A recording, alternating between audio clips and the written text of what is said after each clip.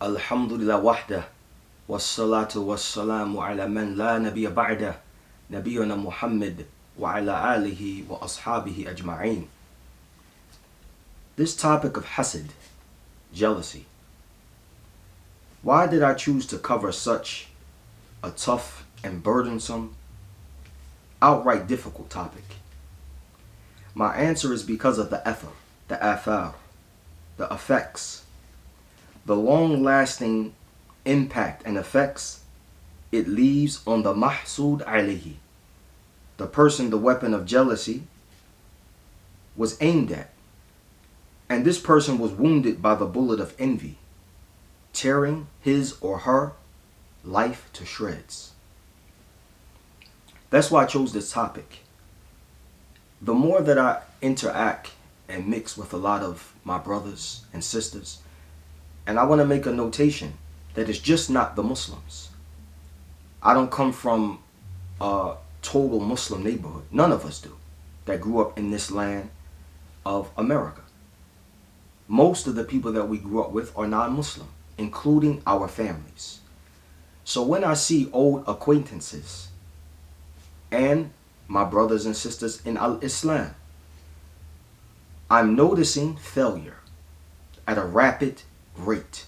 The percentage, if we do fractions, and we say 20%, 30%, 50%, 80%, I'm seeing a very small percentage of successful Muslims.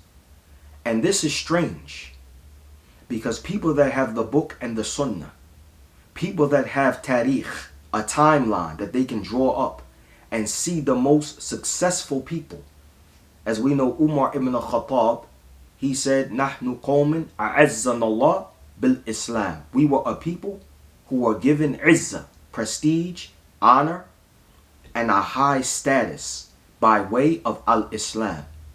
What does this prove? That when we embody and embrace this faith and live by it, we are raised in rank. And everything doesn't mean that being raised in rank is connected to money and your net worth. But when you see failure spiritually, economically, at a rapid rate, there's something wrong. When you see sadness and depression with the people that Allah subhanahu wa ta'ala, He said in Surah An-Nahl, that if we were to have faith and work righteous deeds, He would make for us a happy life.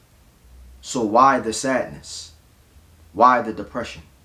Why the constant mishaps? Why the excessive poverty? When we look at the da'wah to Islam, to at-tawheed, to ibadatullah, we find past and present roadblocks that hindered those specific people from becoming a mu'min. Because becoming a mu'min takes work. And one of those jobs that every believer must fulfill, must labor diligently in, is purification of the heart. You cannot become a mu'min without cultivation of the soul.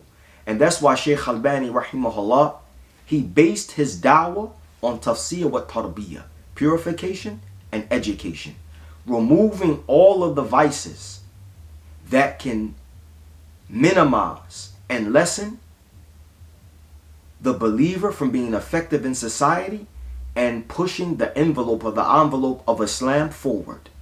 That only can be actualized by way of purification and education.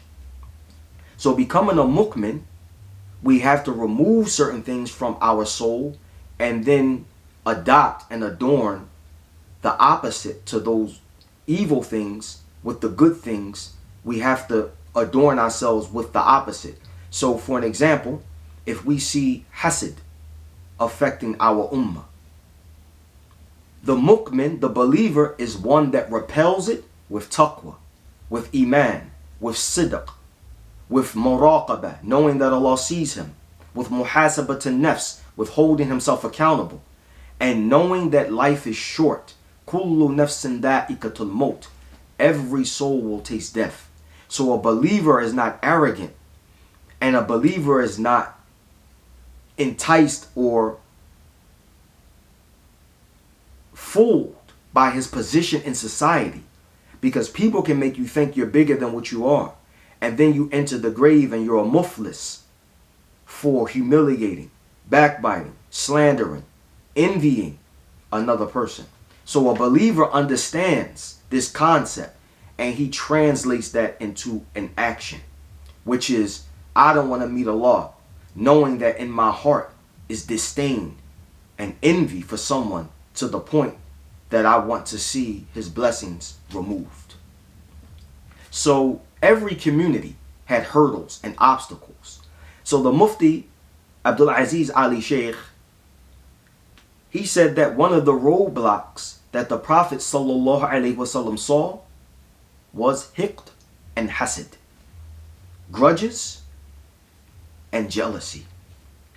Let's fast forward the tapes of history and look at the dawah of King Abdul Aziz. It's been documented that one of his first initiatives, the King Abdul Aziz, who established the Kingdom of Saudi Arabia, took it over from the Rashid government. One of his first initiatives was to bring together rivaling tribes. Rivalry was a direct result of hatred. Let's look at the word rivalry, because Sheikh Salih Fawzan, in his book Ahamiyat al-Tawheed, the importance of Tawheed, the Sheikh, he said, the king worked tirelessly to cease rivalry amongst the people. So let's study the definition of this word, rivalry. Rivalry means competition for the same objective. And that's why Sheikh Uthaymeen rahmatullah alayh, in his explanation to Riyadh al-Salihin, he said, Hasad bayna aqran, that jealousy takes place between contemporaries, people trying to do and achieve the same thing. Competition for the same objective, for superiority. And this is another quality of a jealous person. They want to be superior to others. Superiority in the same field. So when I was putting together this talk, I discovered many problems in our society that correlate with the societies of the old.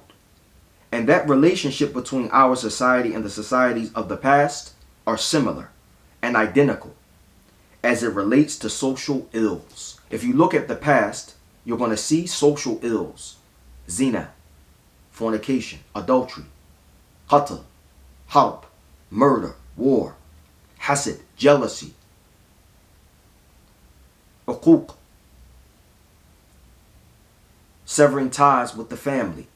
All of these vices and social ills bleed into every society. Why? Because Shaitan is the one who excites every low-based character to deviate mankind from the straight path. And what's one of the proofs that we can take from the Quran? Surah Yusuf. Why was he thrown? Why was the Prophet Yusuf alayhi salam thrown into a well? Now mind you, a well is a hole drilled into the ground. And I make this notation so my dear listeners can understand the intent behind jealousy. It is to break you. It is to break your back. It is to break your bones. It is to cripple you. It is to destroy your ambition, your dreams, your goals. It is to take everything that you have from you. This is why Yusuf alayhi salam was thrown into a well. Jealousy, it is to break you.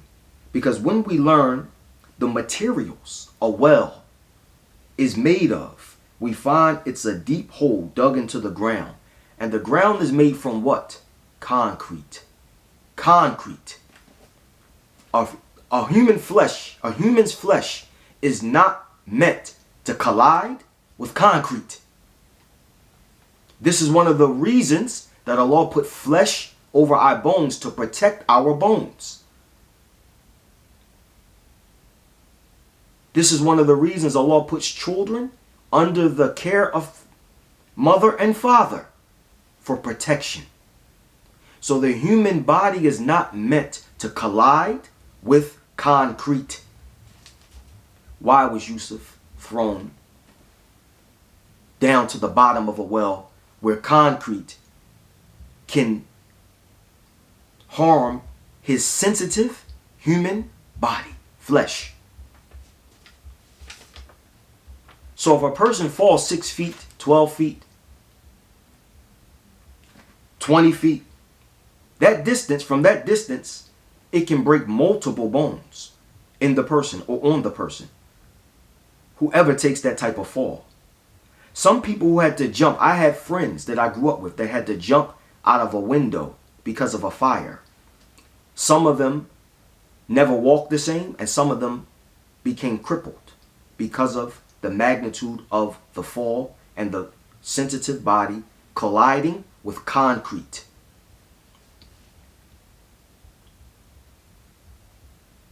And that's the intent behind the jealous person's attack on you. It's to remove you from your blessings. If you can't walk, that's your greatest blessing. If you can't move around by yourself, what's one of the things that the companions, the Sahaba, took the bay'ah for? That Allah subhanahu wa ta'ala is La ilaha illallah. There's no deity worthy of worship except Allah. That Muhammad is his messenger. And that I won't ask anyone. La asal ahad. I won't ask anyone for any assistance. I'll go and take care of all of my own needs. So this is the magnitude of independence in al-Islam. So a jealous person wants to take away your mobility. And that's the intent behind it. That's the intent behind the attack. To remove you from your blessings. In Yusuf's case, he was taken from his father.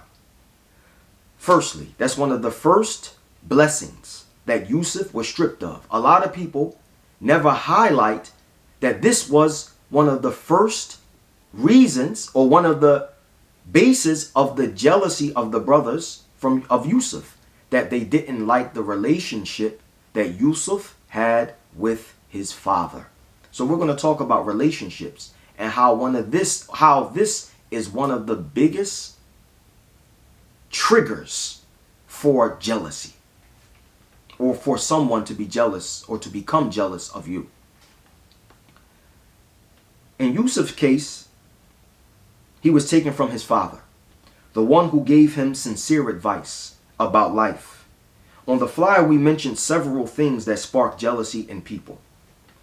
One of them is if you're blessed with a business, someone sees that you have embarked upon tijara. And I want to make a major point. Never think if your business isn't doing well, that can't still be a reason for someone's jealousy. Because jealous people, they see potential in you that you don't see. Just like when the Prophet ﷺ started giving dawah, he had $0. He wasn't the ruler of Medina. He didn't have thousands of Sahaba around him. He was barely supported, and he had very little means. So why the jealousy from rich tribes? Because they saw his potential. Even a king said when he asked the companions the qualities and the da'wah, the call of the Prophet, what was he upon? He said, if this is true, he will control the kingdom that's under my feet. Jealous people are very insecure people. And they can tell when someone is more sophisticated than them, outclassed them. And this triggers hasad for the mahsud alayhi, for the one that they envy. So Yusuf alayhi salam was taken away from his father. And this separation is a clear indication and shows us that jealousy, one of the main reasons behind it, is people hate to see you connected with someone who will advise you sincerely and invest in your future. Who's going to invest in someone more than their father? Through advice, through directives, through time, through investment of facilitating education. A jealous person doesn't want that, because a jealous person knows that if you're invested in, you're going to go from here to here. Elevation comes from being given time and support. Many people in this world don't fail because they lack resources. They lack support. They lack good advice. How many people from the Sahaba, how many of the Sahaba were looked down upon? Then they got around the other Sahaba, the Prophet sallallahu alaihi wasallam, and they heard prophetic words. They heard ayat, and their whole lives transformed. And this is one of the reasons that Yusuf was separated from his father. And on the fly, we mentioned some of the things that trigger jealousy. It can be your status in society. It can be that your children show promise. There's many people that didn't invest in their children. So their children are a sore. Their children are a bad sight. The visuals don't bring them harmony. So they see that you have taken some time to cultivate your children. You spent time with them. You put them in environments to learn. You work hard to purchase them good clothing. You might look at it as small because you have character and responsibility. But someone who is not as responsible and doesn't have the character that you have despises to see someone outdo them in this regard. Jealousy can come or is triggered when someone sees that you're more knowledgeable than them, when you have more achievements. And here's another quality and trait of a jealous person. They never like to acknowledge your achievements. And they hope you yourself are naive and passive and vulnerable and don't acknowledge who you are. And that's why jealous people love to humble you. You'll notice they have this humbling mechanism in them. If you go to a Pakistani that's an engineer, he's proud to be an engineer. You go to a man that owns a gas station, he prides himself in his gas station. I know a non-Muslim right now. He said that when his wife lost her job, she went to pieces. She was afflicted with a major disease. That didn't bother her when she lost her job, because her job was her identity. So a jealous person wants to strip you of your identity. How do you strip someone of their identity? One of the first ways you can do it is by not acknowledging it. I don't acknowledge that you are an engineer. I don't acknowledge that you went to school to be a doctor. I don't applaud you and say good job. That's one of the greatest signs that someone envies you. And then you have the other side, which is they'll excessively praise you and they don't mean none of it. It's just to get close to you. Some of the other things that trigger jealousy, it could be your job or career. You work for SEPTA. You have a position in a construction union. You work at a sneaker store and you're getting free, or you're getting chips. The brothers of Yusuf studied the relationship between Yusuf and their father and plotted to disrupt this bond. Because all haters know, depending on your relationships and the people you surround yourself with, will determine how successful you'll be in life. Let's bring a proof from the book of Allah. The book that Allah subhanahu wa ta'ala said is Huda. This book, the Quran, is guidance for mankind. قال الله تعالى في كتابه كما أرسلنا فيكم رسولا منكم يتلو عليكم آياتنا ويزكيكم ويعلمكم الكتاب والحكمة ويعلمكم ما لم تكونوا تعلمون. As we sent among you a messenger from you who recites to you our verses and purifies you and teaches you the book and the wisdom and teaches you what you knew not, as we sent among you a messenger. Relationships, network. Allah when he knows good in a person's heart, one of the first things Allah gives you is good relationships. This ayah proves that relationships is one of the highest blessings that you can get in this life. As we sent among you a messenger. And a side note, why did the Salaf travel to scholars? Because they understood that according to your company will be your elevation in anything in life. So they would spend their last to travel across the globe to better their circumstance. Because anybody with a mustard seed of knowledge, they know if you gain a trade, or you master a science, or you become a carpenter, or you become an engineer, or you become a scholar of hadith, your status will go from here to here. So Allah subhanahu wa ta'ala confirms this. He says, as we sent among you a messenger from you who recites to you our verses and purifies you. What's another reason that jealous people hate? To see you in good relationships. Because good relationships purify you from the old you.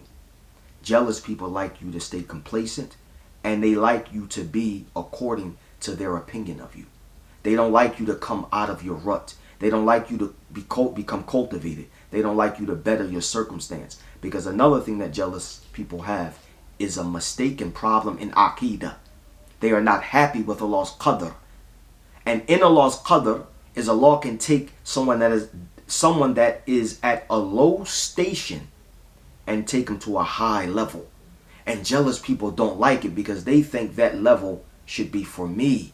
And this is one of the reasons that the affluent in the times of the Prophet sallallahu alaihi wasallam, they said, are these the people that are being blessed with scripture? We are the ones with money. We are the ones with influence. We are the ones with livestock. And we are the ones with buyut and akarat and real estate. How is it that this poor group of people are being given a prophet in front of us? Jealous people might have money. They might have status.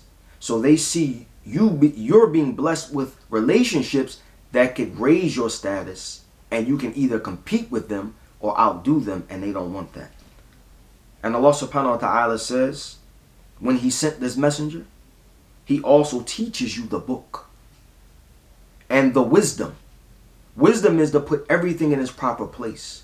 When a man learns wisdom, there is no calamity he can't come out of. When a man learns this book, the Quran, there is not a successful door that he can't enter.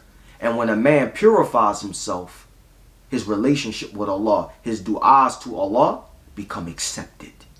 So he makes a dua because he's purified. Oh, Allah bless me with rizq. Now he has a business doing Fortune 500 company numbers. Oh Allah, everything is being answered. The jealous person in secret is very sinful. And they are very insecure, low in self-esteem. And they camouflage it and compensate by fake confidence and fake bravado and fake. So I translated a book. I gathered various statements and audio from our mashaykh, and I titled the book, Jealousy Leads to Murder. And in this book, we're going to be covering every trigger of jealousy from your family, from your business, from your happiness, from just your elevation in life. And we're going to be going over certain ad'iyah, du'as that you must make to fortify yourself from jealousy. Because there was a lot of people that had a lot of potential that I knew for long years, that when I see them today, their speech is not the same. Their goals aren't the same. Their ambitions, the fire of their ambitions have been put out. What caused that? Because a believer, وَعْبَدَ اللَّهَ حَتَّى يَأْتِيَكَ الْيَقِينَ. Allah says, worship him until death overtakes you. A believer doesn't give up on life until life is taken from him. The believer doesn't give up on his goals and doesn't give up on bettering himself until Allah takes his soul. Why the hopelessness? So inshallah ta'ala, this is just a small and brief introduction to more extensive talks. And no, we won't be focusing just on hasad and topics of sensitivity and topics that don't sit well with the heart. But one of the obligations of someone who studied is if he sees people being affected with ayn and a'udhu billah, maybe sihr, and somebody's hasad, it is from the manners of Ahl al-Ilm to address it. Why did Shaykh Uthaymeen rahimahullah address hasad in Riyadh al-Salihin in his explanation? In numerous chapters. Why did Shaykh Abdul al-Sa'di address hasad in his tafsir? Tafsir Sa'di addresses hasad in many ayat. قُلْ أَعُوذُ بِرَبِّ الْفَلَقِ قُلْ أَعُوذُ بِرَبِّ النَّاسِ. Why did the Shaykh address it? Why did Shaykh Abdul al-Sa'di address hasad in his book dedicated to happiness and how the believer can achieve happiness? Because if a person doesn't know how to fortify himself, all of the things that Allah is giving him can be taken away from him. And I am a person that I don't like to see people lose. I don't like to see people go through trials and failure and loss. And I am very aware. I'm not 27, I'm 47.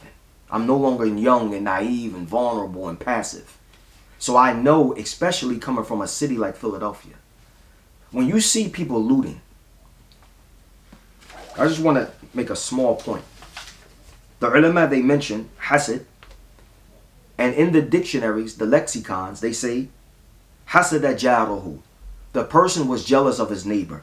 Kariha ni'matullah alayhi. Meaning, he was jealous of his neighbor. He despised the blessings of Allah on his neighbor.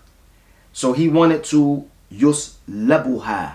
So he wanted those blessings taken away, removed. I'm not naive to the fact that there's people, Muslim, non-Muslim, that don't like to see others blessed. And I wanted to make a point about looting in Philadelphia. When the grammarians explained hasad, they said that one of the things that a person that has jealousy aims to do is salaba, to take away, yaslubuha, to take away the blessing of the one that they don't like. I looked up the word salaba, yaslub, in detail. And many of the lexicons define this word to mean to loot, to steal, to rob. If we look at Philadelphia, looting has broken out like a rapid fire. Why? Why are you going into people's stores that worked 20 to 30 years to build it? The ulama, they say, that is one of the indications and signs of jealousy. We might not know that social engineering can take place to make people despise those who have ownership around them that look like them, or to feel entitled to take something from someone else. So it is upon those who have education, those who have insight, those who have some experience in society, in life, in living, to make the community aware there's a sickness affecting us. And if we don't stop, because I want to make a point, you could be hating on someone that Allah is with. Inna Allaha ma'alladhina taqaw. Verily Allah is with those who have taqwa. And you don't know a person's taqwa. You don't know what a person has in his heart from love of Allah, from being an... The point that I was making is that you don't know what a person might have in his heart. And Allah favors this person. And when Allah favors and loves someone and is with someone, this is what we call the ma'iyat al-khas. He protects the person. He defends the person. Let's give an example that we all can relate to. Someone picks on someone in the neighborhood that seems to be frail and weak, but he has a big brother that's dangerous, violent, doesn't have a pause button. The young man that gets bullied goes to his big brother. His brother comes out and demolishes the bully. Let's take it a step further now. Let's go to the deen. Musa alayhi salam is a righteous man, a prophet of Allah. Fir'aun is being tyrannical, trying to harm him, trying to destroy him. Who defended Musa? Who drowned Fir'aun? Allah. So this topic is so important because you could be close to being drowned for trying to harm someone that Allah loves. هذا ونصلي على نبينا محمد